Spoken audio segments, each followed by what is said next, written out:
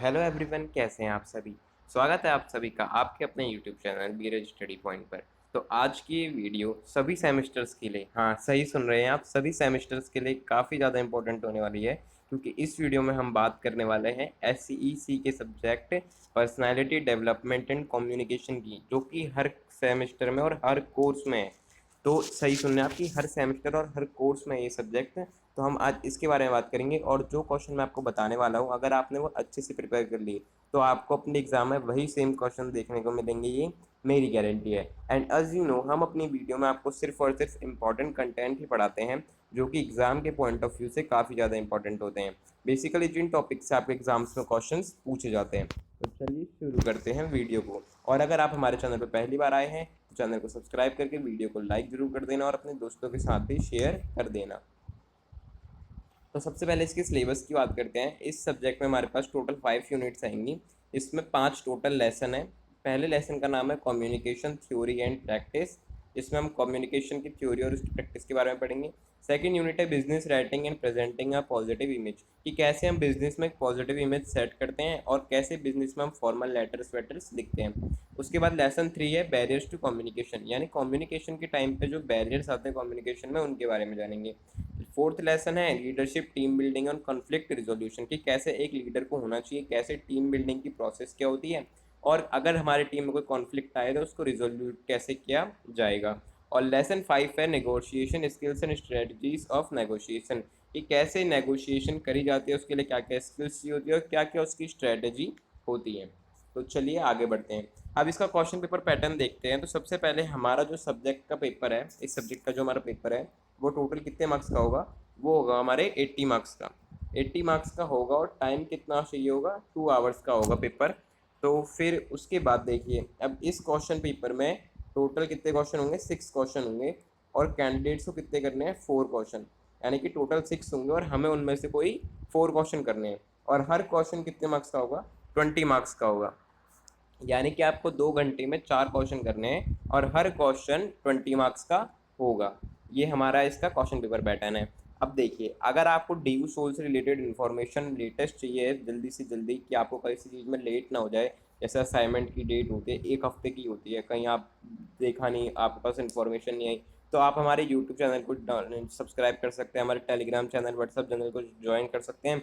और अगर आपको सब्जेक्ट्स के नोट्स चाहिए तो आप हमारी वेबसाइट पे जाकर डाउनलोड कर सकते हैं, और इन सभी का लिंक आपको हमारे डिस्क्रिप्शन बॉक्स में मिल जाएगा। तो चलिए आगे बढ़ते हैं। अब बात करते हैं सबसे पहली यूनिट की, कम्युनिकेशन थ्योरी एंड प्रैक्टिस। अब इसमें क्वेश्चन कैसे पूछा जा सकता है? पहले जो उसमें क्वेश्चन पूछ सकते हैं वो होगा elaborate on any one model of communication, या फिर और क्या पूछ सकते हैं, what is the importance of feedback in the process of communication, mention any 2 example to illustrate your point. यानी कि कम्युनिकेशन में फीडबैक की क्या इंपॉर्टेंस है और उसके 2 एग्जाम्पल दीजिए। Mention some steps to improve communication, communication को इम्प्रूव करने के कुछ स्टेप्स बताइए। Comment on the use of silence as a form of non verbal communication, citing example, कि नॉन वर्बल कम्युनिकेशन में हम साइलेंस का यूज कैसे कर सकते हैं, एग्जाम्पल के साथ बताइए। और discuss para language and its various feature, की पैरा लैंग्वेज क्या होती है और उसके वेरियस फीचर्स क्या होते हैं।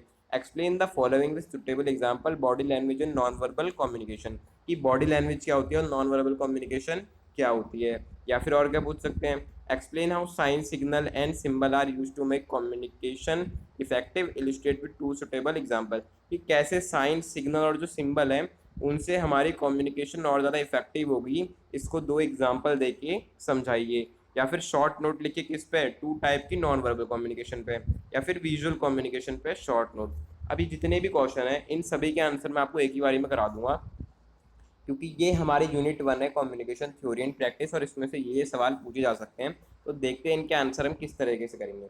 जब भी हम अपने आंसर को शुरू करेंगे ना पेपर में, तो सबसे पहले उसमें एक इंट्रोडक्शन देंगे। इंट्रोडक्शन में क्या लिखेंगे कि communication means sharing ideas, thoughts and information from one person to another, कि मतलब कम्युनिकेशन का मतलब क्या होता है? शेयरिंग। किस चीज़ की शेयरिंग? आइडिया, थॉट और इन्फॉर्मेशन की, from one person to another, यानी कि 2 लोगों के बीच में आइडिया, थॉट और इन्फॉर्मेशन की शेयरिंग क्या होती है? कम्युनिकेशन होती है। अब it helps people understand each other properly, अब ये हेल्प किस में करती है? कि लोग एक दूसरे को अच्छे से समझ सकें। A communication model explain how communication happen step by step, कि कम्युनिकेशन मॉडल क्या एक्सप्लेन करता है कि कैसे कम्युनिकेशन स्टेप बाय स्टेप होती है। अब इसके एलिमेंट पे जाते हैं कि कम्युनिकेशन के एलिमेंट्स क्या क्या होते हैं। देखो सबसे पहले क्या होता है कम्युनिकेशन में, हम देखेंगे कि एक सेंडर होता है, एक ऐसा व्यक्ति जो, अब सेंडर क्या होता है, ऐसा व्यक्ति जो क्या करे, कम्युनिकेशन स्टार्ट करे, मतलब जिसने बातचीत स्टार्ट करी। सेकंड एलिमेंट क्या होगा, मैसेज। मैसेज का मतलब होगा कि कोई भी इंफॉर्मेशन, आइडिया या थॉट जिन्हें कि कम्युनिकेट किया जा रहा है, कि जो सेंडर है जिस चीज़ को वो कम्युनिकेट कर रहा है, चाहे वो इन्फॉर्मेशन हो, आइडिया हो या उसका कोई थॉट हो, उसे क्या बोलेंगे, मैसेज। अब ये जो मैसेज है हमारे माइंड में तो है, अब हम इसे अपने वर्ड्स में लिखेंगे, सिंबल्स में लिखेंगे या साइंस में लिखेंगे ना, तो इस प्रोसेस को क्या कहते हैं, इनकोडिंग। इनकोडिंग मतलब जो हमारे पास मैसेज है उसे कन्वर्ट करना वर्ड्स, सिंबल्स या साइंस में, ये क्या होगा, इनकोडिंग। उसके बाद चौथा एलिमेंट जो है वो है चैनल या फिर मीडियम, यानी कि वो चीज़ जिसके द्वारा ये सेंट मैसेज भेजा जा रहा है, मतलब कि वो मीडियम जिसके द्वारा ये मैसेज भेजा जा रहा है, किसे, रिसीवर को। रिसीवर मतलब जो व्यक्ति मैसेज को रिसीव कर रहा है वो क्या होगा, रिसीवर। उसके बाद क्या होगा, अब जब रिसीवर उस मैसेज को सुनेगा या पढ़ेगा या देखेगा ना, तो वो उसे समझेगा, और उस प्रोसेस को क्या कहेंगे हम, डिकोडिंग। यानी कि process of understanding the message bye the receiver is decoding. अब नॉइस क्या होती है, अब देखो, any disturbance that affect the proper communication, यानी कि ऐसी कोई भी डिस्टर्बेंस जो एक प्रॉपर कम्युनिकेशन को होने में इफेक्ट करती है, उसे क्या कहेंगे हम, नॉइस। अब ये नॉइस देखो कौन कौन से उसको होती है, इनकोडिंग में हो सकती है, मतलब कि हम अपने आइडिया को सही शब्दों में नहीं बता पाए या सही सिंबल से नहीं बता पाए। चैनल मीडियम में हो सकती है कि हमने लेटर लिखा, उसे बहुत टाइम लग गया, या फिर कॉल आ रही है, सिग्नल नहीं आ रहे कॉल में हमारे, या फिर नेट नहीं चल रहा, ये सारी चीज़ें क्या होंगी, नॉइस होंगी। या फिर रिसीवर जहाँ पे है वहाँ पे वो सही से पढ़ नहीं पाया, या फिर उसे सही से सुनाई नहीं दिया, शोर हो रहा था, वो सब भी नॉइस आएगी। और डिकोडिंग में कि वो जो रिसीवर है वो सही से समझ नहीं पाया मैसेज को, ये भी नॉइस होगी। अब ये सारे जब चीज़ें हो जाएंगी, उसके बाद जो लास्ट एलिमेंट है वो क्या है, फीडबैक है। फीडबैक का मतलब क्या होता है, the response given by the receiver to the sender, कि सेंडर ने मैसेज भेजा, रिसीवर ने डिकोड करा, सुना, समझा, उसके बाद रिसीवर ने जो रिस्पॉन्स दिया, यानी कि सेंडर के मैसेज पे जो रिसीवर का रिस्पॉन्स था, उसे क्या कहेंगे, फीडबैक। कि उसने मेरे से बोला और भाई कैसा है, अब मैंने सुना, रिसीव करा, डिकोड करा, मैंने बोला हाँ भाई बढ़िया, तो जो हाँ भाई बढ़िया मैंने बोला वो था फीडबैक। आगे बढ़ते हैं, उसके बाद हम क्या देखेंगे, एकदम अच्छे से देखते हैं सबको। सबसे पहले सेंडर। सेंडर मैंने आपको बताया, the sender is the person who starts communication, the sender gives information और आइडियाज टू अदर पर्सन। ये सेंडर कौन सा आदमी होता है, कौन सा पर्सन होता है, कौन सा व्यक्ति होता है जो कम्युनिकेशन को स्टार्ट करे, यानी कि सेंडर वो है जो इंफॉर्मेशन और आइडिया दूसरे व्यक्ति को दे रहा है। अब जो गुड कम्युनिकेशन है ना, वो किस पे डिपेंड करती है, कि जो सेंडर है वो अपने मैसेज को कितने क्लियरली एक्सप्लेन कर पा रहा है। अब सेकंड एलिमेंट क्या होगा, मैसेज। मैसेज क्या है, इंफॉर्मेशन, आइडिया जो कि शेयर हो रहा है। अब ये बोला भी जा सकता है, ये लिखा भी जा सकता है, या फिर साइन और सिंबल के द्वारा दिखाया भी जा सकता है। अब जो मैसेज है ना वो एकदम सिंपल और एकदम क्लियर होना चाहिए, ऐसा नहीं कि सामने वाले को, रिसीवर को कंफ्यूज ही कर दे। अब देखो इनकोडिंग। इनकोडिंग का मतलब क्या है, कि जो हमारे थॉट हैं, जो हम सोच रहे हैं बोलने की, उसको वर्ड्स या फिर सिंबल में कन्वर्ट करने की जो प्रोसेस है ना, उसे क्या कहेंगे हम, इनकोडिंग कहेंगे। कि जो सेंडर है वो क्या चूज़ कर रहा है, प्रॉपर लैंग्वेज और एक्सप्रेशन चूज़ कर रहा है मैसेज भेजने से पहले। अब एक गुड इनकोडिंग क्या करती है, जो कम्युनिकेशन है उसे ईजी टू अंडरस्टैंड बनाती है। उसके बाद चौथा एलिमेंट क्या था, चौथा एलिमेंट था हमारा चैनल या फिर मीडियम। तो चैनल और मीडियम होता है ना, वो क्या होता है, वो रास्ता जिसके थ्रू जो मैसेज है वो भेजा जा रहा है। अब वो एक फ़ोन मेल भी हो सकती है, फ़ोन कॉल भी हो सकती है, ईमेल भी हो सकती है, या फिर फेस टू फेस जब हम बात करते हैं वो भी हो सकता है। अब जो एक करेक्ट मीडियम है ना, मतलब कि जो हम बात करने वाले हैं उस बात के लिए एकदम करेक्ट मीडियम क्या होगा, ये डिसाइड करना भी हमारी कम्युनिकेशन को बहुत ज़्यादा इफेक्टिव बनाता है, ये बहुत ज़्यादा इफेक्ट करता है। अब उसके बाद क्या होगा, उसके बाद होगा रिसीवर। यानी कि सबसे पहले सेंडर, उसने मैसेज तैयार किया मन में, फिर उसे इनकोड किया, फिर चैनल के द्वारा उसे भेजा। अब अगला क्या आया, रिसीवर।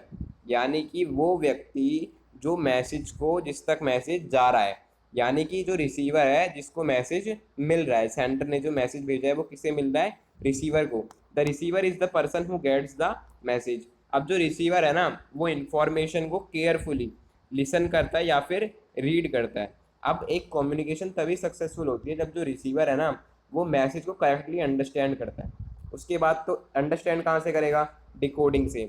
डिकोडिंग का मतलब है कि understanding the message bye the receiver, कि जो मैसेज रिसीवर ने भेजा है ना, रिसीवर को जो मैसेज मिला है वो उसे अच्छे से समझे, जो रिसीवर है वो उन मीनिंग उसकी मीनिंग को सही से समझे। तो उसके बाद क्या आएगा, उसके बाद जो अगला एलिमेंट है वो है नॉइस। नॉइस का मतलब क्या होता है, नॉइस मतलब कोई भी ऐसी चीज़ जो कि कम्युनिकेशन को डिस्टर्ब करती है, यानी कि जिससे जो कम्युनिकेशन है ना उसको डिस्टरबेंस होती है। अब ये कुछ भी हो सकता है, ये लाउड साउंड भी हो सकता है कि मतलब जहाँ पे हम बात कर रहे हैं वहाँ पे बहुत ज़्यादा साउंड है, बहुत तेज आवाज़ है। अनक्लियर वर्ड्स मतलब कि जो सेंडर है वो सही से बोल नहीं रहा, वर्ड्स उसके क्लियर नहीं है। या फिर पुअर इंटरनेट कनेक्शन, जैसे कि हम कॉल कर रहे हैं तो वहाँ पे हमारा नेटवर्क नहीं आ रहे। अब जो नॉइस है ना वो एक कम्युनिकेशन में कन्फ्यूज़न और उसे नेगेटिवली इफेक्ट करती है। उसके बाद लास्ट एलिमेंट क्या है हमारा, फीडबैक। यानी कि फीडबैक जो कम्युनिकेशन का है ना बहुत इंपॉर्टेंट पार्ट है, बहुत के सबसे ज़्यादा इंपॉर्टेंट पार्ट है। क्यों, क्योंकि इसमें क्या होता है कि जो रिसीवर है ना अब वो सेंडर बन जाएगा।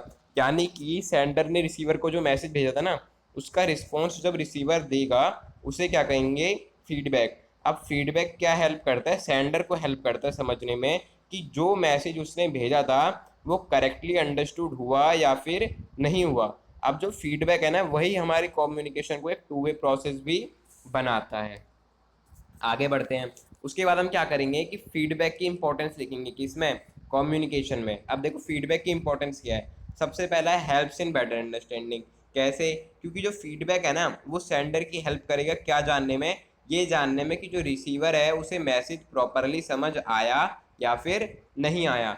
और ये किस में हेल्प करता है, ये कन्फ्यूजन और मिसअंडरस्टैंडिंग को हटाने में भी हेल्प करता है। अब सेकंड इंपॉर्टेंस क्या होगी फीडबैक की, इम्प्रूव कम्युनिकेशन स्किल। यानी कि जो फीडबैक है ये लोगों की कम्युनिकेशन स्किल्स को क्या करता है, इम्प्रूव करता है। उनकी स्पीकिंग स्किल, उनकी लिसनिंग स्किल और उनकी राइटिंग स्किल्स तीनों को ही क्या करता है, इम्प्रूव करता है। ये क्या दिखाता है, हमारे मिस्टेक्स दिखाता है और उन एरियाज़ को हाईलाइट करता है जहाँ हमें इम्प्रूवमेंट की ज़रूरत है। और ये हमारी फ्यूचर कम्युनिकेशन के लिए बहुत ज़्यादा इफेक्टिव होता है, क्योंकि इससे हमें पता चलता है हमारे गैप्स कहाँ पे, हमारी मिस्टेक्स कहाँ हो रही है और हम उसे इम्प्रूव करते हैं।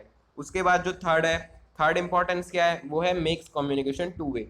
ये जो फीडबैक है ना उस अगर फीडबैक नहीं होगा तो जो कम्युनिकेशन है वो खाली वन वे ही रह जाएगी। यानी कि सेंडर ने बोला बोला बोला, रिसीवर ने फीडबैक ही नहीं दिया। अब कम्युनिकेशन एक ही वे हो रही है कि सेंडर बोल रहा है, रिसीवर सुन रहा है। समझ नहीं आ रहा किसी को भी कि वो सही समझ रहा है या नहीं समझ रहा, या जो सेंडर बोलना चाह रहा है रिसीवर वही समझ रहा है। तो ऐसे कम्युनिकेशन को ये टू वे बनाता है क्या, फीडबैक। अब फीडबैक क्या अलाउ करता है कि जो दोनों सेंडर और रिसीवर दोनों है वो एक दूसरे से क्या कर सकें, इंटरेक्ट कर सकें, जिससे कि जो अंडरस्टैंडिंग और कनेक्शन है वो और ज़्यादा बेटर बिल्ड हो। उसके बाद और इम्पोर्टेंस क्या है, एक अगली इम्पोर्टेंस है बिल्ड कॉन्फिडेंस एंड मोटिवेशन। यानी कि जो फीडबैक है वो व्यक्ति का कॉन्फिडेंस और मोटिवेशन बिल्डअप करता है। यानी कि जो पॉजिटिव फीडबैक होता है ना वो क्या इंकरेज करता है, लोगों को इंकरेज करता है और उनका कॉन्फिडेंस इससे बढ़ता है। ये उनको किस चीज़ में मोटिवेट करता है कि वो और अच्छा परफॉर्म करें और कम्युनिकेट और ओपनली करें। अब इसीलिए जो गुड फीडबैक है ना वो एक पॉजिटिव इन्वायरमेंट क्रिएट करता है। अब अगली क्या इंपॉर्टेंस है कि मिसअंडरस्टैंडिंग को भी रिड्यूस करता है। अंडरस्टैंडिंग को तो बढ़ाता ही है और मिसअंडरस्टैंडिंग को भी रिड्यूस करता है, क्योंकि फीडबैक से क्या चलता है पता, कि जो सेंडर है उसे पता चल जाता है कि मैंने जो बात बोली क्या वो सही से समझ आई या फिर नहीं आई, और अगर नहीं आई तो वो उसे उसी टाइम सही से समझा देगा। तो ये क्या इंश्योर करता है कि जो रिसीवर है उसे मैसेज सही से समझ आए, जिससे कि कन्फ्यूजन और मिस्टेक्स ना हो या फिर कम हो। अब अगला, अब जो फीडबैक है ना वो डिसीजन मेकिंग में भी हेल्प करता है, क्योंकि ये क्या करता है, यूजफुल इन्फॉर्मेशन और ओपिनियंस लाता है। जैसे कि मैंने किसी को बोला भाई मैं ना एक बाइक ले रहा हूँ, होंडा की ले रहा हूँ। अब वो मेरे को क्या ओपिनियन देगा, वो फीडबैक में क्या देगा, अपनी ओपिनियन देगा। क्या ओपिनियन देगा, भाई होंडा तो अच्छी कंपनी नहीं है, तो एक काम कर कोई और सी बाइक ले ले। या फिर कार की अगर बात हो रही है तो मैं बोलूँगा मैं तो ये कार ले रहा हूँ, वो कहेगा नहीं नहीं इस कार में ना ऐसा नहीं है, तेरे को फैमिली वाइज चाहिए तो ये वाली कार ले ले। इसीलिए ये यूजफुल इन्फॉर्मेशन और ओपिनियंस भी लाता है, जिससे जो पीपल और ऑर्गेनाइजेशन है ना वो बेटर डिसीजन ले पाते हैं। अब फीडबैक क्या है, वो प्लानिंग और प्रॉब्लम सॉल्विंग में भी हेल्प करता है, क्योंकि जब बहुत सारे लोग बैठ के किसी प्रॉब्लम के बारे में बात कर रहे होंगे ना तो सभी की ओपिनियन और सभी की इन्फॉर्मेशन आएगी, जिससे कि प्रॉब्लम सॉल्विंग अच्छे से हो पाएगी। अब आगे बढ़ते हैं और क्या है इसमें देखेंगे कि टाइप्स ऑफ कम्युनिकेशन। कम्युनिकेशन के टाइप क्या होते हैं। अब दो मेन टाइप तो वर्बल और नॉन वर्बल कम्युनिकेशन सबको पता ही है। अब देखते हैं वर्बल कम्युनिकेशन क्या होते हैं। वर्बल कम्युनिकेशन वो होती है जिसमें जो कम्युनिकेशन है वो किसके थ्रू हो रही है, वर्ड्स के थ्रू हो रही है। यानी कि verbal communication is the means communication through words, यानी कि ऐसी कम्युनिकेशन जो वर्ड्स के थ्रू हो रही है। इट कैन बी स्पोकन और रिटन, यानी कि ये बोली हुई भी हो सकती है और लिखी हुई भी हो सकती है। People use language to express ideas feeling and information clearly. इसमें जो लोग हैं वो किसका यूज़ करते हैं, लैंग्वेज का यूज़ करते हैं अपने आइडिया फीलिंग और इन्फॉर्मेशन को क्लियरली एक्सप्रेस करने के लिए। अब वर्बल एजुकेशन जो है, कम्युनिकेशन जो है, वर्बल कम्युनिकेशन, इसके टू टाइप्स होते हैं। पहला है ऑरल कम्युनिकेशन और दूसरा है रिटन कम्युनिकेशन। ऑरल कम्युनिकेशन का मतलब तो सबको पता ही है, वो कम्युनिकेशन जिसमें जो कम्युनिकेशन है वो बोल के हो रही है, यानी कि स्पीकिंग के थ्रू हो रही है। अब इसमें क्या होता है, स्पीचेस, फोन कॉल्स, मीटिंग्स, ये क्या हेल्प करता है, लोगों को इन्फॉर्मेशन क्विकली शेयर करने की और इमीडिएट फीडबैक में हेल्प करता है। इसका एग्जांपल क्या है कि हम अपनी क्लास में बच्चों से बात कर रहे हैं या फिर अपने दोस्तों से बात कर रहे हैं, ये किस चीज़ का एग्जांपल होगा, ऑरल कम्युनिकेशन का। अब रिटन कम्युनिकेशन का मतलब क्या होता है, ऐसी कम्युनिकेशन जो रिटन वर्ड्स के थ्रू हो रही है, उसे क्या कहेंगे हम, रिटन कम्युनिकेशन। इसमें क्या क्या चीज़ें होती हैं, इसमें होता है लेटर, ईमेल, नोटिस और रिपोर्ट्स। ये क्या करते हैं, एक इन्फॉर्मेशन का परमानेंट रिकॉर्ड रखता है, यानी कि ये बात हुई थी, इसका हमारे पास रिकॉर्ड है क्योंकि उसने हमें लिख के भेजा है।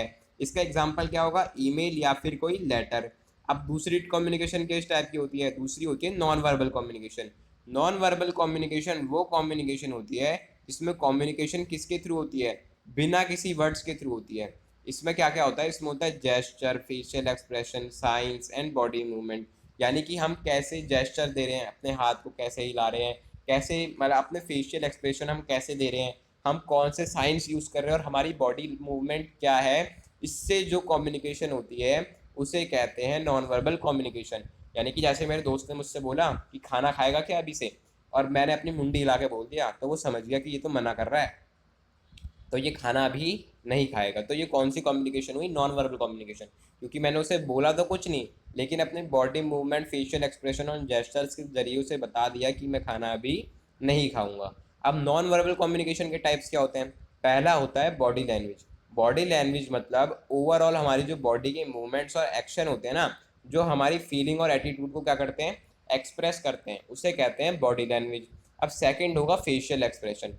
फेशियल एक्सप्रेशन क्या होता है, जो हम अपने फेस पे अपने इमोशंस दिखाते हैं ना, उसे फेशियल एक्सप्रेशन कहते हैं। जैसे कि हैप्पीनेस, जब हम हैप्पी होते हैं तो हमारे फेशियल एक्सप्रेशन कैसे होते हैं, हम स्माइल कर रहे होते हैं, एकदम खुश होते हैं, ग्लो कर रहा होता है हमारा चेहरा। जब सैड होते हैं तो स्माइल नहीं कर रहे होते, एंगर होते हैं तो हम अलग ही दिखता है हमारा चेहरा, और सरप्राइज होते हैं तो भी हमारा चेहरा एकदम अलग दिखता है। तो फेशियल एक्सप्रेशन भी नॉन वर्बल कम्युनिकेशन का एक टाइप है। अब आई कॉन्टैक्ट, अब जो आई कॉन्टैक्ट है वो क्या दिखाता है कि हम किसी कम्युनिकेशन में, किसी कम्युनिकेशन के दौरान हमारा उस पर कितनी अटेंशन दे रहे हैं, कितना इंटरेस्ट ले रहे हैं, हमारा कॉन्फिडेंस क्या और हमारी ऑनेस्टी क्या है, ये सारी चीज़ें किससे पता चलती हैं, आई कांटेक्ट से। तो ये भी एक नॉन वर्बल कम्युनिकेशन का टाइप है। उसके बाद आते हैं जेस्चर। जेस्चर में क्या होता है, it include hand movement and other action to express feelings and ideas. यानी कि हमारे जो हैंड के मूवमेंट्स होते हैं या फिर और कोई एक्शन होते हैं जिससे हमारे आइडिया और फीलिंग्स के बारे में पता चले, उसे क्या कहते हैं, जेस्चर कहते हैं। इनमें हम किसी में भी नहीं बोलते, लेकिन सब में हम अपनी बात सामने वाले को कह देते हैं। उसके बाद है पोस्चर। अब जो हमारा पोस्चर है, बैठने का, खड़े होने का, या फिर जब हम चलते हैं उसका, तो ये क्या दिखाता है, हमारा एटीट्यूड और कॉन्फिडेंस दिखाता है। किसके ज़रिए, उस वे के ज़रिए जिसमें हम बैठते हैं, खड़े होते हैं या फिर चलते हैं। अब आती है पैरा लैंग्वेज। पैरा लैंग्वेज मतलब tone of voice, pitch, volume, speed of speech, pause, pronunciation. यानी कि जब हम बोलते हैं तो उस टाइम हमारे जो वर्ड्स हैं उसमें जो मीनिंग आती है ना, वो किसके थ्रू आती है, पैरा लैंग्वेज के थ्रू।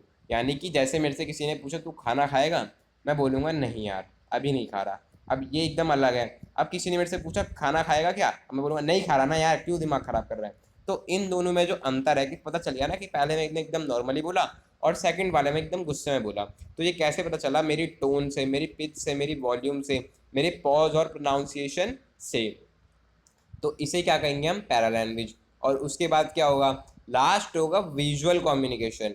विजुअल कम्युनिकेशन क्या होती है, जो हम साइंस या फिर सिंबल के द्वारा दिखाते हैं, चार्ट्स या फिर ग्राफ्स के द्वारा दिखाते हैं, पिक्चर या फिर पोस्टर या फिर वीडियो और प्रेजेंटेशन के द्वारा दिखाते हैं, उसे कहते हैं विजुअल कम्युनिकेशन। या जैसे कि हमारे ट्रैफिक जो सिग्नल होते हैं उसमें हमारी नॉन वर्बल कम्युनिकेशन हो रही है, क्योंकि रेड लाइट पे कोई हमें बोलता तो नहीं है ना कि रुक जाओ, लेकिन वहाँ पे कौन सी कम्युनिकेशन हो रही थी, विजुअल कम्युनिकेशन, क्योंकि हमें पता है कि रेड बत्ती अगर हो गई तो इसका मतलब क्या है कि रुक जाओ, जहाँ पे स्टॉप का साइन है यानी कि वहाँ पे हमें रुकना है। अब हमें बोल तो कोई नहीं रहा ना रुकना है, लेकिन हमें पता है कि हमें रुकना है, तो वो विजुअल कम्युनिकेशन हो गया। अब देखते हैं आगे और क्या होगा। अब types of non verbal communication जो है, जैसा कि मैंने आपको भी बताया वही सेम टू सेम है कि body language, facial expression, eye contact, gesture, posture. एक बार और देख लेते हैं फटाफट। Body language include posture, gesture and body movement. It shows confidence, emotion and interest without speaking. अब जो हमारी बॉडी लैंग्वेज है उसमें हमारे पूरी बॉडी की लैंग्वेज आती है, जैसे कि पोस्चर भी आएगा, उसमें हमारा जेस्चर भी आएगा, उसमें हमारे बॉडी मूवमेंट भी आएंगे। इससे क्या पता चलता है, हमारा कॉन्फिडेंस, इमोशन, इंटरेस्ट बिना बोले भी पता चल जाता है। अब जैसे कोई आदमी, हम बात कर रहे हैं किसी से और हम बात में बिल्कुल इंटरेस्ट नहीं है, तो पता चल जाएगा उसे भी देखे कि यार ये बंदा इंटरेस्ट तो ले नहीं रहा मेरी बातों में, ये बोर हो रहा है मेरे साथ। तो हमारे बॉडी मूवमेंट से, हमारे जेस्चर से, हमारे फेशियल एक्सप्रेशन से ये सारी चीज़ें पता चल जाती हैं। उसके बाद facial expression. Facial expression help people show emotion like sadness, anger और happiness. They make communication more expressive. जैसे कि मैंने आपको बताया था कि हम जिस भी मूड में होते हैं वो हमारे फेस पे दिखता है, जिससे कि हमारी कम्युनिकेशन और ज़्यादा एक्सप्रेसिव हो जाती है। थर्ड है आई कॉन्टैक्ट। आई कॉन्टैक्ट क्या शो करता है, अटेंशन या फिर कॉन्फिडेंस ड्यूरिंग कम्युनिकेशन। अब जो प्रॉपर आई कॉन्टैक्ट है वो क्या इंप्रूव करता है, अंडरस्टैंडिंग को इंप्रूव करता है, कि हम ऑडियंस को देख के हम कितने कॉन्फिडेंस से बात कर रहे हैं, हम उनसे आई कॉन्टैक्ट मेंटेन कर रहे हैं या नहीं कर रहे, ये सारी चीज़ें हमारे कॉन्फिडेंस को दिखाती है। उसके बाद है जेस्चर। जेस्चर में क्या आएगा, हैंड और body movement use to express idea. जैसे इसमें दिखाया है कि कोई हमसे पूछेगा, यार तू ना एक काम कर, मैं तेरे को 10 रुपये देता हूँ, तू भी 10 रुपये दे, हम दोनों 20 रुपये की ना स्टिंग लेते हैं और स्टिंग पियेंगे। तो तुमने भाई क्यों अंगूठा दिखा दिया, तो इसका मतलब है कि चल भाई वेरी गुड, मैं भी दे रहा हूँ 10 रुपये, तू अपने 10 रुपये निकाल। अब किसी ने बोला भाई खाना कैसा हो रहा है, और तुमने ये सेकंड वाला साइन दिखाया ऐसे अंगूठे से जीरो बना के और 3 अंगुलियाँ यूं खड़ी ऊपर को, तो इसका मतलब कि मस्त हो रहा है। तो जेस्चर का मतलब कि बिना बोले भी हम अपने आइडियाज़ को एक्सप्रेस कर देते हैं। उसके बाद पोस्चर। अब पोस्चर का मतलब है कि कैसे एक व्यक्ति खड़ा होता है या बैठता है। अब एक गुड पोस्चर क्या दिखाता है, हमारा कॉन्फिडेंस और हमारी रिस्पेक्ट दिखाता है, कि कैसे हम कितना कॉन्फिडेंस हमारे में है। अब पैरल लैंग्वेज आ गई। Paralanguage is a part of non verbal communication which includes tone, pitch, speed, volume and pauses are all parts of paralanguage. जैसे कि हमने भी पढ़ा था कि पैरल लैंग्वेज क्या एक्सप्रेस करती है, किस में हमें एक्सप्रेस करने में हेल्प करती है, हमारे इमोशन, फीलिंग या फिर एटीट्यूड। अब ये क्या दिखाता है कि जो लिसनर है वो हमारे मैसेज को सही से समझ पाया या नहीं। ये जो सेम वर्ड्स हैं उनका डिफरेंट मीनिंग है depending on the way they are spoken. कि कैसे, मैंने जैसे बताया था कि यार खाना नहीं खा रहा, अबे नहीं खा रहा ना खाना, तो इसमें हमें पता चल रहा है कि कैसे हम अलग अलग मैसेज देना चाह रहे हैं। उसके बाद फीचर क्या होते हैं पैरा लैंग्वेज के, टोन ऑफ वॉइस, कि हम जो बोल रहे हैं उसमें फीलिंग दिखती है, उसमें इमोशन दिखता है, हैप्पीनेस, एंगर, सैडनेस या फिर पोलाइटनेस। अब जो एक पॉजिटिव टोन है ना वो हमारी कम्युनिकेशन को और ज़्यादा इफेक्टिव बनाती है। उसके बाद आता है पिच। पिच का मतलब है कि हमारी जो वॉइस है वो कितनी ज़्यादा हाई या फिर कितनी ज़्यादा लो है। हाई का मतलब होता है कितना हम तेज बोल रहे हैं, यानी कि एकदम पतली सी आवाज़ में बोलते हैं तो हाई होता है, और लो का मतलब एकदम भारी सी आवाज़ में बोलते हैं, जैसे हेलो, ऐसा हेलो, ऐसे, तो ये पिच होती है। उसके बाद वॉल्यूम। वॉल्यूम का मतलब हम कितना तेज बोल रहे हैं और कितना सॉफ्ट बोल रहे हैं, तेज और सॉफ्ट, ऐसे जो इसका ये होता है वॉल्यूम होती है। उसके बाद स्पीड क्या होती है, स्पीड मतलब हम कितना फास्ट बोल रहे हैं, कितना फास्ट बोल रहे हैं, कितना फास्ट बोल रहे हैं, और कितना स्लो बोल रहे हैं, कितना आराम से बोल रहे हैं, ये हमारे स्पीड में आ गई। उसके बाद पॉज है।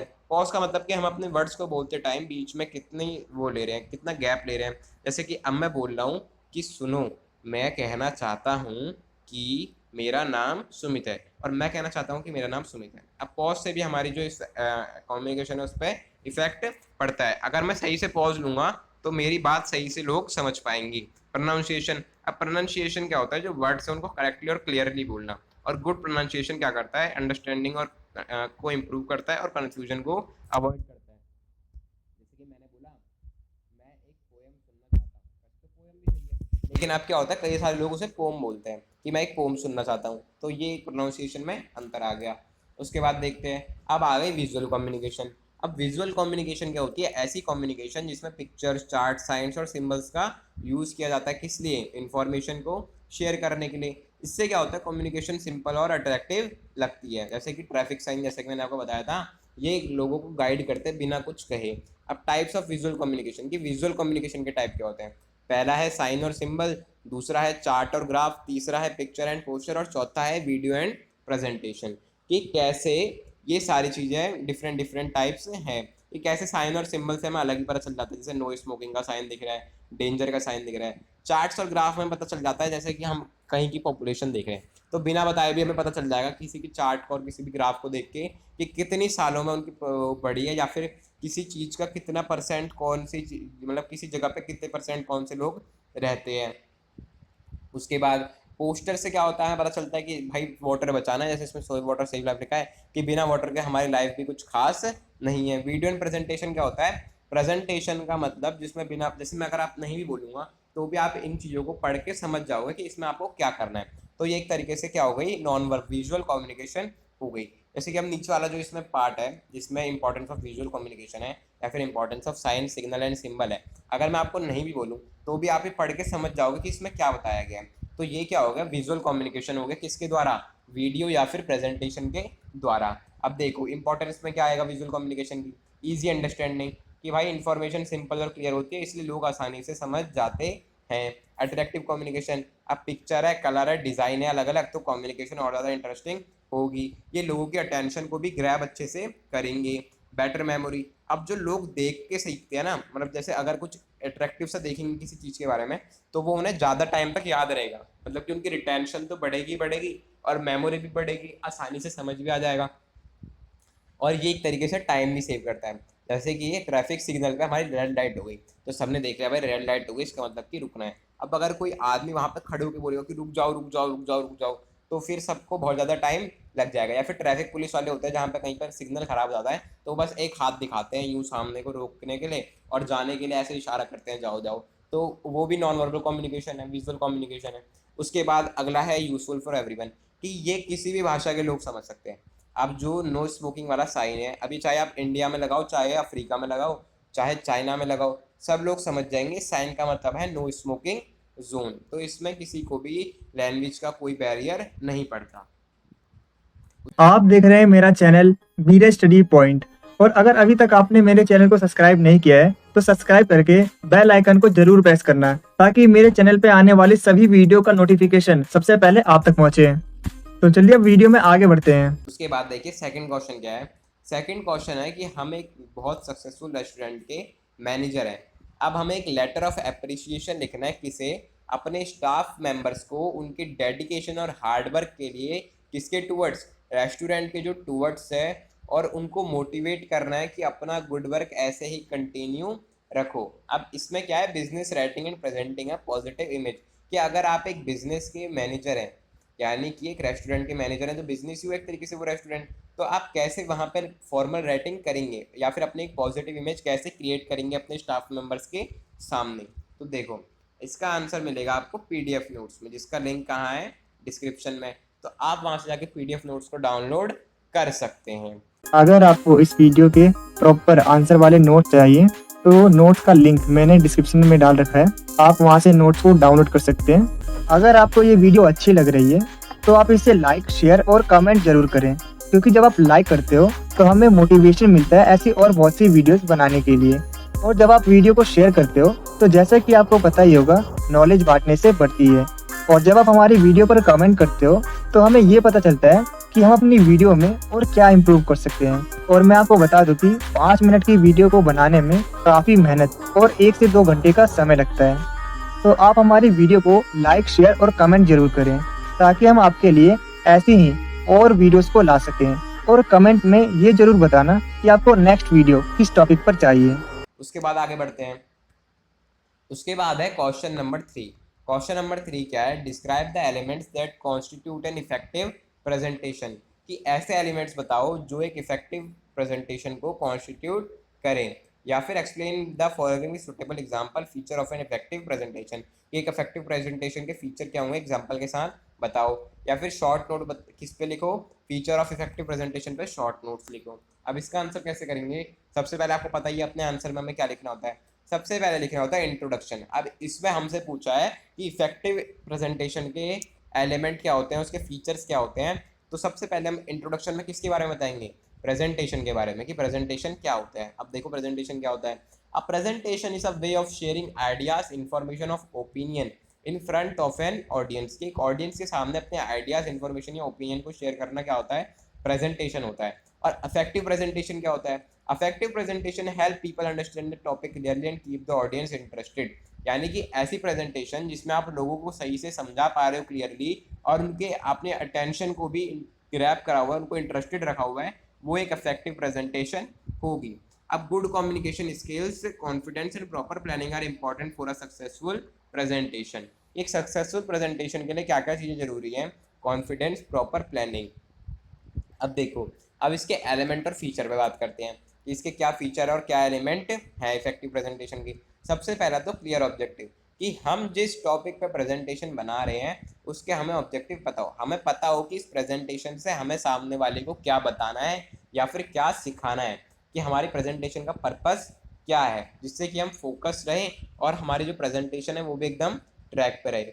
उसके बाद है प्रॉपर प्रिपरेशन, यानी कि उस टॉपिक पे जिस पे हम प्रेजेंटेशन देने वाले हैं उसको थोरोली रिसर्च करना, उसका जो कंटेंट है उसे वेल ऑर्गेनाइज रखना और अपनी प्रेजेंटेशन की प्रैक्टिस करते रहना।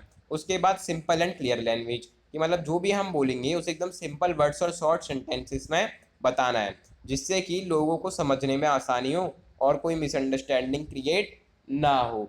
उसके बाद क्या है, confidence and good body language, कि हमें अपने कॉन्फिडेंस को बूस्ट रखना है और अपनी बॉडी लैंग्वेज को एकदम अच्छे से मेंटेन करना है, यानी कि हमें आई कांटेक्ट मेंटेन करना है, स्ट्रेट खड़े होना है और नेचुरल जेस्चर्स का यूज़ करना है, जिससे कि लोगों को लगे कि जिससे कि लोगों को पता चले कि हम कॉन्फिडेंस में हैं और हमारे ऑडियंस इंगेज्ड रहे। उसके बाद proper voice modulation, proper voice modulation, हम प्रेजेंटेशन को प्रेजेंट करते टाइम अपनी वॉइस मॉड्यूलेशन का ध्यान रखें, जैसे कि कभी कभी अपनी आवाज़ को बदल लें।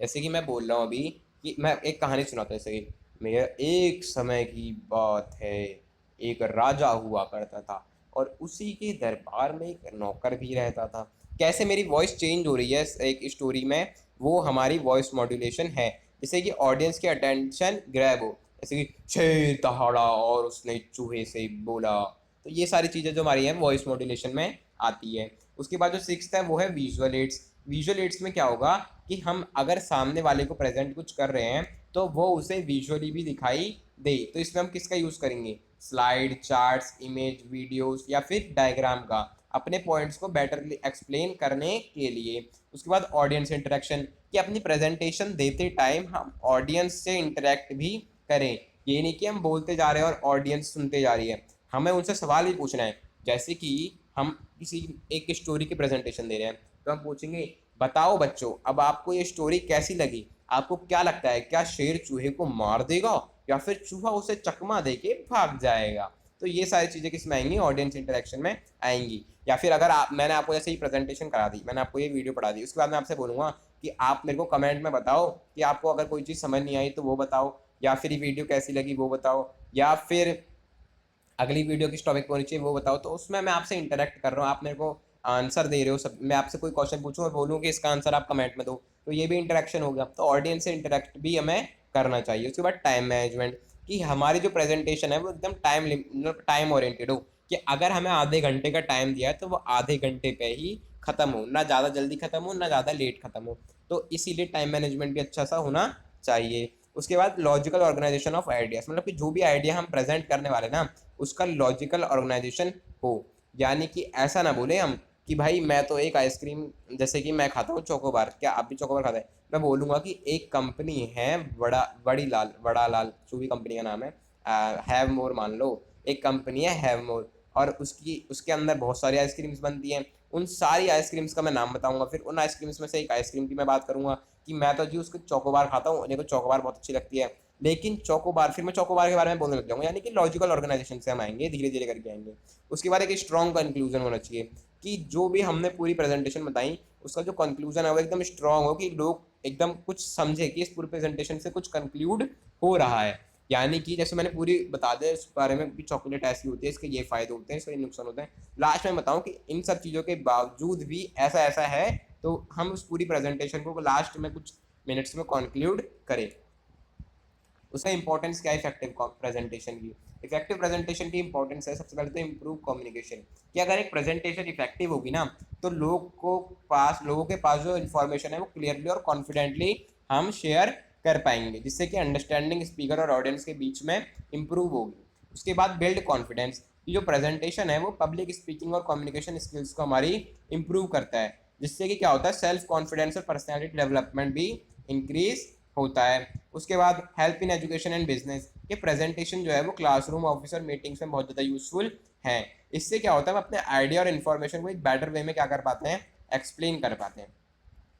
अब इन सब चीज़ों के बारे में आपको पता ही है कि अपने आंसर के लास्ट में हमें क्या लिखना होता है, एक कंक्लूजन लिखना होता है। तो कंक्लूजन में हम क्या लिखेंगे कि एक इफेक्टिव प्रेजेंटेशन क्या है, जो कि क्लियर, ऑर्गेनाइज्ड और इंटरेस्टिंग हो, जिसकी गुड प्रिपरेशन हमने करी हो, कॉन्फिडेंस हो जिस पे हमें, और प्रॉपर कम्युनिकेशन स्किल्स के साथ हम उसको प्रेजेंट कर रहे हो, तभी वो सक्सेसफुल और मीनिंगफुल होगी और एक इफेक्टिव प्रेजेंटेशन कहलाएगी।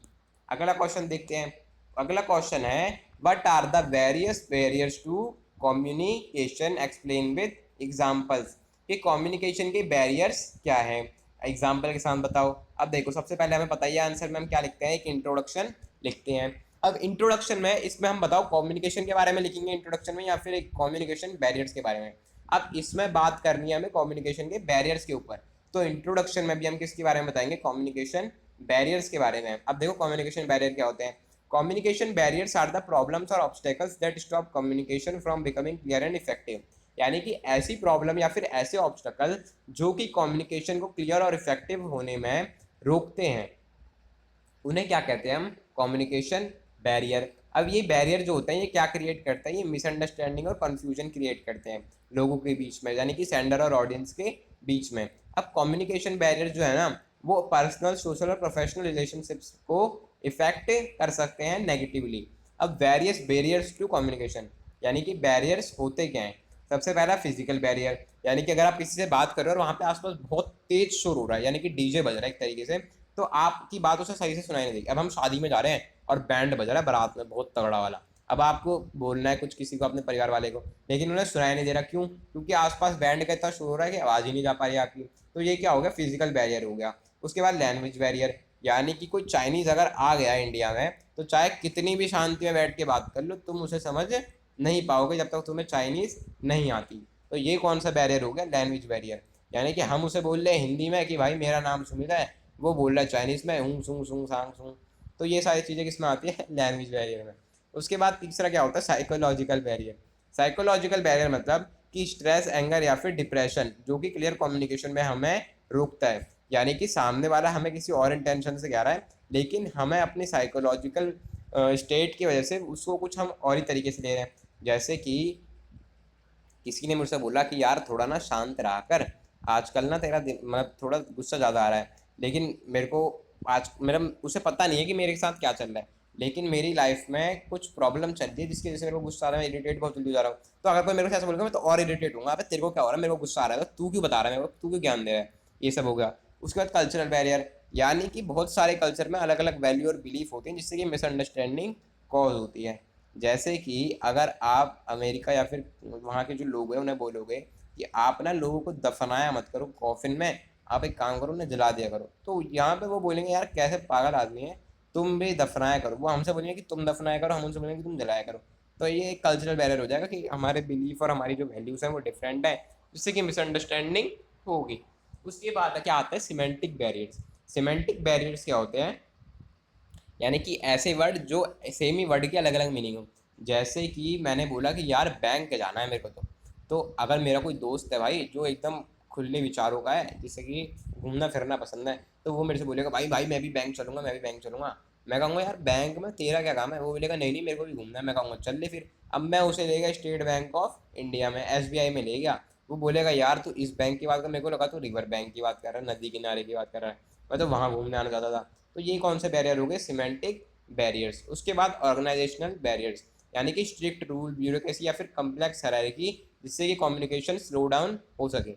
अब जैसे किसी कंपनी में आपके पास कोई इंपॉर्टेंट इन्फॉर्मेशन आए कि भाई हमारी कंपनी का ना एक आदमी किसी दूसरी कंपनी के साथ हमारे सीक्रेट्स ट्रेड कर रहा है, मतलब कि वहाँ से पैसे लेके हमारे सीक्रेट उन्हें बता रहा है। अब आप चाहते हो कि आप अपनी कंपनी के टॉप हेड को बता दो, यानी सीईओ को या फिर किसी और व्यक्ति को जो उससे सीनियर है उसे बता दो, लेकिन उस तक पहुंचने में आपको बहुत रोक टोक है कि भाई तुमने अपॉइंटमेंट लिया, तुम ऐसे नहीं मिल सकते उनसे, ये तो वो ऑर्गेनाइजेशनल बैरियर हो गया। उसके बाद आता है टेक्नोलॉजिकल बैरियर, यानी कि आप किसी से बात कर रहे हो और बात करते करते आपका नेट चला गया, तो क्या होगा, आपकी बात में बैरियर आ जाएगा, आप कह नहीं पाओगे उसे या फिर कट कट के आवाज जाएगी। तो ये कौन सा बैरियर होता है, ये होता है टेक्नोलॉजिकल बैरियर। उसके बाद आता है एटीट्यूडिनल बैरियर, यानी कि अगर आप इससे बात करना चाहते हो और सामने वाला फुल एटीट्यूड में, यार मेरे को तेरे से बात करनी ही नहीं है, तू मेरे को क्या ही बता देगा ऐसे जो मेरे को नहीं आता। यानी कि जैसे आप हो जैसे 12वीं क्लास में, या फिर आप अभी ग्रेजुएशन ही कर रहे हो मान लो, आपको इस 5th क्लास का बच्चा आपसे बोलेगा कि यार तुम्हें पता है मैं तुमसे ज़्यादा इंपॉर्टेंट हूँ, तो आप भी बोलोगे भाई क्या पागल आदमी है, ये मेरे से ज़्यादा इंपॉर्टेंट इंटेलिजेंट कैसे हो सकता है। तो वहाँ पे एक एटीट्यूड, वो आपको कर कुछ बताने की कोशिश भी करेगा, फिर आप उसमें ध्यान भी नहीं दोगे, तो यहाँ पे एटीट्यूडिनल बैरियर आ गया।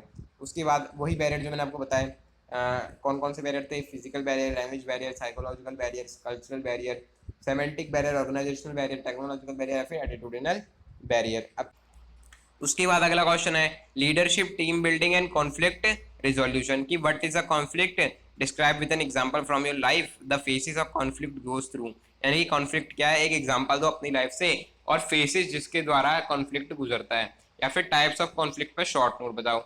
अब इस क्वेश्चन का आंसर भी आपको कहाँ मिलेगा, हमारी पीडीएफ नोट्स में मिलेगा, जिसका लिंक आपको पता ही है कहाँ है, हमारे डिस्क्रिप्शन बॉक्स में। अगला क्वेश्चन देखते हैं। अगला क्वेश्चन है what are the differences between a group and a team, discuss how interpersonal skills help build a team, या फिर write short note on leadership and team work, कि एक ग्रुप और एक टीम में क्या डिफरेंस है। ग्रुप में भी बहुत सारे लोग होते हैं और टीम में भी बहुत सारे लोग होते हैं, लेकिन उनमें डिफरेंस क्या होता है, या फिर कैसे इंटरपर्सनल जो स्किल्स हैं वो हमें एक टीम बनाने में हेल्प करती है, या फिर कैसे पूछ सकते हैं कि लीडरशिप और टीम वर्क में शॉर्ट नोट लिखो। अब इस आंसर को कराने से पहले मैं आपको बता दूं कि आप अगर अभी तक हमारी वीडियो देख रहे हो और आपने इस वीडियो को लाइक नहीं करा तो वीडियो को लाइक कर देना, क्योंकि व्यूज तो सब देख लेते हैं लेकिन लाइक नहीं करते। एक वीडियो को लाइक जरूर करना और चैनल को सब्सक्राइब भी कर देना अगर इसी बात पे, साथ साथ ही और इस वीडियो को अपने दोस्तों के साथ शेयर भी कर देना जिनका सेम सब्जेक्ट है। तो इसका आंसर देखते हैं। इसके आंसर में हम सबसे पहले क्या लिखेंगे, सबको पता है इंट्रोडक्शन लिखेंगे। इंट्रोडक्शन में क्या लिखेंगे, a group and a team are both made up of people working together but they are different in goal and cooperation, कि जो ग्रुप है और जो टीम है दोनों ही ऐसे लोगों से मिलकर बनता है जो साथ में काम कर रहे हैं, लेकिन डिफरेंस कहाँ पे आता है, गोल्स और कोऑपरेशन में आता है। जो ग्रुप है ना वो इंडिविजुअल वर्क पे फोकस करता है, जबकि जो टीम है वो एक साथ काम करके कॉमन गोल अचीव करने के लिए काम करती है। यानी कि जो ग्रुप है वो किसी एक इंडिविजुअल के काम पे फोकस करता है, जबकि जो टीम है वो एक कॉमन गोल पे जो सबके लिए है उस पर फोकस करता है। अब जो लीडरशिप और इंटरपर्सनल स्किल है वो वेरी इंपॉर्टेंट, वो बहुत ज़्यादा इंपॉर्टेंट है किसके लिए, एक सक्सेसफुल टीम को बिल्ड करने के लिए। कैसे, अब देखो डिफरेंस देखो, ग्रुप जो है वो collection of people working individually, मतलब कि बहुत सारे लोग तो हैं लेकिन वो अपना इंडिविजुअल काम कर रहे हैं। यानी कि जैसे हम एक क्लास में बैठे हैं, 4 बच्चे हैं, चारों अपना अपना पेपर कर रहे हैं, ये क्या हो गया, इंडिविजुअल ग्रुप हो गया। यानी कि ग्रुप हो गई क्लास, यानी कि 11th बी है, ये सारे बच्चे अपना अलग अलग काम कर रहे हैं। और टीम क्या हो गया, team is a group of people working together for a common goal और members cooperate and support each other, यानी कि उसी स्कूल में जो टीचर्स हैं वो सब क्या एक तरीके से टीम, यानी वो कॉमन गोल की तरफ काम कर रहे हैं, क्या कि हमें बच्चों को पढ़ाना है। तो वो एक दूसरे के साथ कॉपरेट भी करते हैं, जैसे किसी दिन कोई अपसेंट है तो उसका अपसेंट पीरियड या फिर उसका पीरियड ले लेते हैं कोई दूसरा टीचर, तो सपोर्ट भी करते हैं और कॉपरेट भी एक दूसरे से करते हैं। उसके बाद ग्रुप क्या है, communication in group is very usually limited, members mostly focus on their own task, यानी कि जो बच्चे हैं वो एक दूसरे से उतनी बात उस पर उतना ज़्यादा ध्यान नहीं देंगे, एक दूसरे के काम पे अपने काम में ही मगन रहेंगे। जबकि जो टीम है उसमें जो ओपन और एक्टिव कम्युनिकेशन होती है, जो मेंबर है वो रेगुलरली आइडियाज शेयर करते हैं और इन्फॉर्मेशन शेयर करते हैं। जो ग्रुप मेंबर होते हैं वो इंडिपेंडेंटली काम करते हैं और इंडिविजुअली रिस्पॉन्सिबल होते हैं अपने काम के लिए, जबकि जो टीम मेंबर होते हैं वो क्या करते हैं, एक साथ मिलकर काम करते हैं और रिस्पॉन्सिबिलिटी भी, जो फ्यूचर में सक्सेस या फेलियर उन्हें मिलेगा उसकी रिस्पॉन्सिबिलिटी को भी शेयर करते हैं। उसके बाद जो लीडरशिप है वो क्या होती है, वो ग्रुप में यूजुअली एक ही आदमी के पास होती है, यानी कि ग्रुप है उसमें एक ही मॉनिटर होगा क्लास में, तो उसी के पास लीडरशिप रहेगी। जो डिसीजन होते हैं वो भी मोस्टली क्या कौन लेता है, लीडर लेता है। लेकिन जो टीम है उसमें क्या होती है, लीडरशिप कोऑपरेटिव होती है। जो मेंबर है वो मीटिंग करके डिसीजन मेकिंग करते हैं। अब जो ट्रस्ट और कोऑर्डिनेशन होता है ना वो बहुत कम होता है ग्रुप में। यानी कि क्लास में एक मॉनिटर होता है, बच्चे कितना चिढ़ते हैं ना उससे कि यार ये कैसा मॉनिटर है, चुगली कर देता है ये तो वो सब। तो जो मेंबर होते हैं वो एक दूसरे पर डिपेंड होते हैं, अच्छे से नहीं करते। लेकिन जो टीम होती है उसमें जो ट्रस्ट और कोऑर्डिनेशन होता है वो बहुत ज़्यादा स्ट्रांग होता है। जो टीम मेंबर होते हैं वो एक दूसरे पे अच्छे से डिपेंड होते हैं सक्सेस के लिए। अब एग्जांपल देखो, जो ग्रुप का एग्जांपल है वो है student sitting in same classroom but doing separate work, जैसे कि मैंने बताया था। लेकिन टीम का इसमें एग्जांपल रख दिया गया है। इसमें टीम का एग्जांपल क्या लिखा गया है कि players working together to a football team to win a match. वही हो गया एक तरीके से कि टीम है। उसके बाद देखो इंटरपर्सनल स्किल और टीम बिल्डिंग। इंटरपर्सनल स्किल में क्या आता है, कम्युनिकेशन स्किल, यानी कि हम कितने अच्छे से सामने वाले से आइडियाज शेयर कर सकते हैं या फिर उनकी बात को कितने अच्छे से समझ सकते हैं, अपनी बात को उन्हें कितने अच्छे से समझा सकते हैं। इससे क्या होता है, कन्फ्यूजन कम होती है और कॉपरेशन बढ़ता है। इससे क्या होता है, जो टीम वर्क है वो स्ट्रॉगर और ऑर्गेनाइज हो जाते हैं। लिसनिंग स्किल, कि हम सामने वाले को कितनी रिस्पेक्ट से सुन रहे हैं, उनके ओपिनियंस पर कितना ध्यान दे रहे हैं, उनके आइडियाज़ पर कितना ध्यान दे रहे हैं। इससे क्या होता है, अंडरस्टैंडिंग इंप्रूव होती है और मिसअंडरस्टैंडिंग को अवॉइड किया जा सकता है और एक पॉजिटिव टीम इन्वायरमेंट बनता है। कोऑपरेशन एंड सपोर्ट क्या होता है, अब इंटरपर्सनल स्किल जो है वो हमें सिखाती है कि सब व्यक्ति जो एक साथ काम कर रहे हैं उन्हें एक दूसरे की हेल्प भी करना चाहिए। जो टीम मेंबर है वो एक दूसरे को सपोर्ट करना सीखते हैं और एक दूसरे की प्रॉब्लम और चैलेंजेस में उनको सपोर्ट करते हैं। इससे जो टीम वर्क और ट्रस्ट है वो क्या होता है, इंप्रूव होता है। कॉन्फ्लिक्ट रिजोल्यूशन स्किल, अब ये भी एक इंटरपर्सनल स्किल है, बहुत इंपॉर्टेंट, क्योंकि टीम्स में जो कॉन्फ्लिक्ट होते हैं वो बहुत कॉमन होते हैं, लेकिन तो पीपल के डिफरेंट ओपिनियन होते हैं क्योंकि। तो इंटरपर्सनल स्किल क्या हेल्प करती है कि ऐसे कॉन्फ्लिक्ट्स को हम पीसफुली डिस्कशन या फिर अंडरस्टैंडिंग के थ्रू सॉल्व कर सकें, जिससे कि टीम में यूनिटी बनी रहे। उसके बाद ट्रस्ट बिल्डिंग, ऑनेस्टी, रिस्पेक्ट और गुड बिहेवियर क्या करता है, trust among team member build करता है, यानी कि टीम मेंबर्स के बीच में ट्रस्ट बिल्ड करता है। ट्रस्ट से क्या होता है, हमारे रिलेशनशिप और टीम वर्क जो है वो और इम्प्रूव होता है। अब एक जो टीम है जो एक दूसरे से ज़्यादा, जो एक दूसरे पर ट्रस्ट अच्छे से करती है, वो एक काम भी इफेक्टिवली करेगी। उसके बाद है मोटिवेशन एंड इनकरेजमेंट, कि एक पॉजिटिव इंटरपर्सनल स्किल क्या करता है, लीडर्स को हेल्प करता है और मेंबर्स को हेल्प करता है एक दूसरे को मोटिवेट करने में, इनकरेजमेंट करने, उनको इनकरेज करने में। इससे क्या होता है, कॉन्फिडेंस बढ़ता है और टीम परफॉर्मेंस भी इम्प्रूव होती है और एक फ्रेंडली वर्किंग एनवायरनमेंट बनता है। उसके बाद लीडरशिप एंड टीम वर्क। अब मीनिंग ऑफ लीडरशिप, लीडरशिप के मीनिंग क्या होता है, लीडरशिप का मतलब होता है guiding and motivating people to achieve goals, कि अपने टीम के लोगों को गाइड करना या मोटिवेट करना अपने गोल्स तक पहुंचने के लिए। एक जो गुड लीडर होता है वो क्या करता है, अपने टीम मेंबर्स को सपोर्ट भी करता है और उनको हेल्प भी करता है काम करने में एक साथ। अब तो इससे जो लीडरशिप है ना वो क्या होता है, टीम परफॉर्मेंस को इम्प्रूव करता है। उसके बाद है इंपॉर्टेंस ऑफ टीम वर्क, कि टीम वर्क क्या करता है, लोगों को टास्क को इफेक्टिवली और क्विकली खत्म करने में हेल्प करता है। जिससे क्या होता है, कॉपरेशन बढ़ता है, क्रिएटिविटी और प्रॉब्लम सॉल्विंग एबिलिटी भी बढ़ती है और good team work lead to success. अब एक गुड लीडर की क्वालिटीज क्या होती हैं, a good leader should be confident, responsible and honest, यानी कि कॉन्फिडेंट होना चाहिए, रिस्पॉन्सिबल होना चाहिए और ऑनेस्ट होना चाहिए।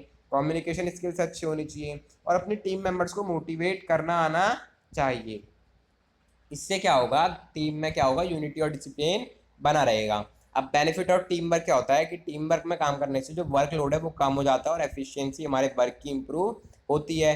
अब लोग क्या करते हैं, अपने आइडिया शेयर करते हैं मेंबर और प्रॉब्लम्स को एक साथ सॉल्व करते हैं। इससे क्या होता है, रिलेशनशिप जो होती है उनके बीच में वो और ज़्यादा बढ़िया हो जाती है और ज़्यादा बेटर हो जाती है।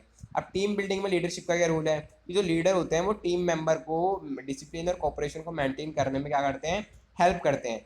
ये उन्हें किस चीज़ में इंकरेज करते हैं कि मेंबर एक साथ मिलकर कॉमन गोल्स की तरफ काम करें। तो जो गुड लीडरशिप होती है वही एक टीम को सक्सेसफुल बनाती है।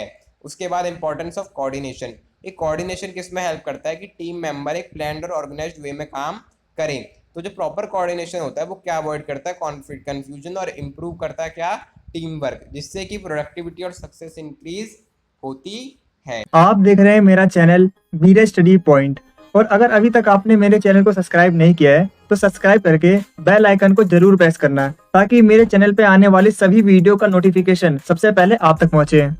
तो चलिए अब वीडियो में आगे बढ़ते हैं। उसके बाद हमारे यूनिट 5 का various negotiation strategies with relevant example, यानी कि नेगोशिएशन स्ट्रेटजीज बताओ किसके साथ, एग्जाम्पल्स के साथ बताओ। या फिर और कैसे पूछ सकते हैं, enumerate a few negotiation strategies for effective communication, यानी कि नेगोशिएशन स्ट्रेटेजी किसके साथ, इफेक्टिव कम्युनिकेशन के साथ हमें बताओ, या फिर वेरियस सेलिंग स्ट्रेटेजीज क्या है, 2 एग्जांपल के साथ बताओ, या फिर शॉर्ट नोट दो किस पे, selling skills, selling to customers, या फिर शॉर्ट नोट्स बताओ किस पे, नेगोशिएशन स्किल्स पे।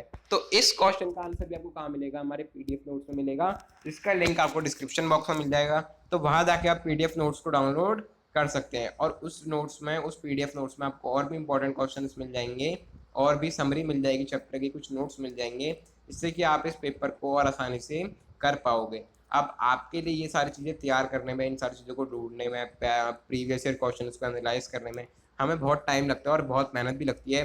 तो प्लीज़ वीडियो को लाइक कर देना, चैनल को सब्सक्राइब कर देना, और इस वीडियो को अपने दोस्तों के साथ भी शेयर कर देना, जिनका सेम सब्जेक्ट का पेपर है, सभी सेमेस्टर के स्टूडेंट्स के साथ शेयर कर देना, ताकि वो भी इस सब्जेक्ट को अच्छे से पास कर सकें। Thank you so much for watching. Comment में जरूर बताना आपको ये वीडियो कैसी लगी, और अगली वीडियो किस टॉपिक पर या फिर किस सब्जेक्ट पर हम बनाएं, ये भी बताना। Thank you so much for watching. Subscribe the channel, like the video, share with your friends. Thank you, bye bye.